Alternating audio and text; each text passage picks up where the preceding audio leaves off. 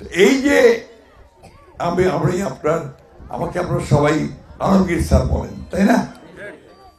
আর কি বলে ঢাকার লোকেরা কয়ে ফখরুল স্যার, ঠিক না? ওবায়দুল কাদের মির্জা ফখরুল, ঠিক না?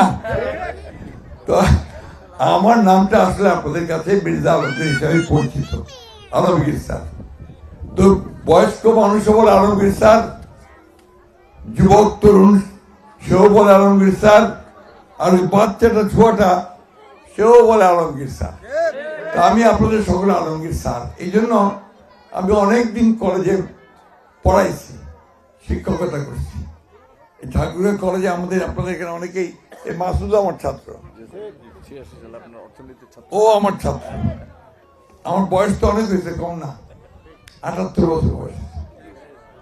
এই 78 বছর বয়সে আমি রাজনীতিটাই করছি বেশিরভাগ সময়, এবং গত 15 বছর আমি আপনাদের এইসব এলাকায় কম আসতে পারছি।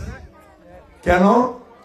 যে আমি তখন বিএনপির মহাসচিবের দায়িত্ব পেয়েছিলাম, আমাদের ম্যাডাম অ্যারেস্ট ছিল, কারাগারে ছিল, আমাদের তারেক রহমান সাহেব বিলাতে নির্বাসিত ছিল।